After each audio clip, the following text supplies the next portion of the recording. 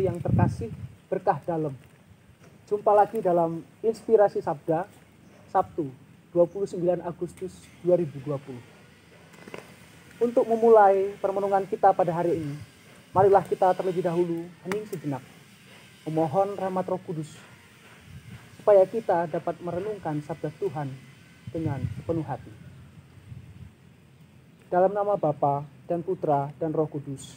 Amin. Tuhan yang Maha Baik, terima kasih atas karunia dan rahmat yang Engkau berikan kepada kami. Kini kami mohon rahmat Roh Kudus-Mu menaungi hati dan pikiran kami, supaya kami dapat mengambil hikmah dari bacaan Injil yang akan kami renungkan pada hari ini. Ini semua kami mohon dengan perantaraan Kristus Tuhan kami. Amin. Inilah Injil Yesus Kristus menurut Markus bab 6 ayat 17 sampai 29. Sekali peristiwa, Herodes menyuruh orang menangkap Yohanes dan membelenggunya dalam penjara berhubungan dengan peristiwa Herodias, yakni karena Herodes telah memperistri Herodias, istri Filipus, saudaranya. Yohanes pernah menegur Herodes, "Tidak halal engkau mengambil istri saudaramu." Karena kata-kata itu, Herodias menaruh dendam kepada Yohanes dan bermaksud membunuh dia, tetapi tidak dapat. Sebab Herodes segan terhadap Yohanes, karena ia tahu bahwa Yohanes adalah orang benar dan suci. Jadi ia melindunginya. Tetapi setiap kali mendengarkan Yohanes, hati Herodes selalu terombang-ambing. Namun ia merasa senang juga mendengarkan dia. Akhirnya, tiba juga kesempatan yang baik bagi Herodias, yakni ketika Herodes pada hari ulang tahunnya mengadakan perjamuan untuk para pembesar, para perwira dan orang-orang terkemuka di Galilea. Pada waktu itu, putri Herodias tampil lalu menari, dan ia menyukakan hati Herodes serta tamu-tamunya. Maka Raja Herodes berkata kepada gadis itu, "Mintalah daripadaku apa saja yang kau ingini, maka akan aku berikan kepadamu." Lalu Herodes bersumpah kepadanya, "Apa saja yang kau minta akan kuberikan kepadamu, sekalipun setengah dari kerajaanku." Anak itu pergi kepada ibunya dan meminta. "Apa yang harus kuminta?" jawab ibunya.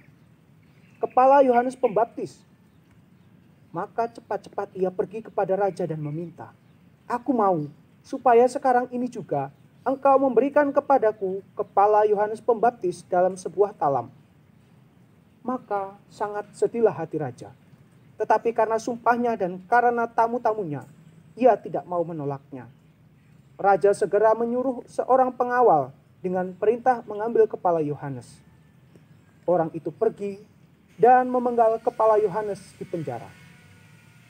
Ia membawa kepala itu di sebuah tilam dan memberikannya kepada putri Herodias, dan gadis itu memberikannya kepada ibunya.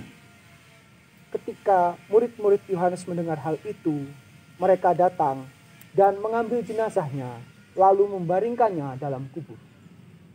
Demikianlah Injil Tuhan. Terpujilah Kristus. Saudara-saudari yang terkasih, sekali lagi berkah dalam. Hari ini bersama dengan seluruh gereja, kita memperingati wafatnya Santo Yohanes Pembaptis. Saya hendak mengajak kita semua sebagai keluarga-keluarga Kristiani untuk bercermin dari peristiwa wafatnya Santo Yohanes Pembaptis oleh karena ulah keluarga Herodes. Situasi keluarga Herodes tentu berbeda dengan situasi keluarga kita sekarang ini. Namun dalam arti tertentu, cerita keluarga Herodes adalah cerita keluarga kita juga. Bukan soal pembunuhannya, tetapi soal kecenderungan kita yang kadangkala mengurung diri dalam istana kecil kita. Kita ingin mencari rasa aman, tetapi sebenarnya kita takut mendengar suara kenabian. Mendengar suara kenabian adalah hal yang tidak mengenakan. Suara kenabian itu mengoreksi kesalahan dan kelalaian kita. Mungkin saat kita mendengar suara kenabian, kita marah, kita justru ingin membela diri tanpa mau berefleksi. Maka pesan pertama dari Injil hari ini adalah, beranikah kita mendengar suara kenabian dari orang-orang di sekitar kita? Pesan yang kedua, kita juga bukan hanya dipanggil untuk menjadi pendengar suara kenabian, tetapi juga pelaksana. Apakah kita berani untuk tidak mendiamkan kejahatan dan kekeliruan yang ada di sekitar kita?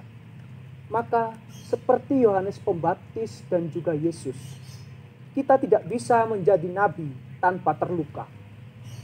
Seorang nabi rentan terhadap apa yang mungkin orang lain lakukan padanya. Kita mungkin hanya menderita luka kecil saja, diolok, tidak diperhatikan, atau bahkan disingkirkan karena kita bersuara benar. Bagaimana kita menanggapi situasi ini? Ada sebuah ilustrasi untuk kita renungkan bersama. Seorang suami bergumul dengan kecanduan alkohol dan depresi karena di PHK saat adanya pandemi COVID-19. Tetapi istrinya datang merangkulnya dan berkata, "Ayo kita mulai lagi bersama-sama dan jangan bertindak bodoh lagi." Saudara-saudari, seorang nabi tidak membiarkan kejahatan, tetapi sekaligus merangkul pendosa dan memiliki hati yang mengampuni. Semoga Tuhan memberkati keluarga kita sekalian, supaya siap mendengar dan melaksanakan suara kenabian. Tuhan memberkati. Amin.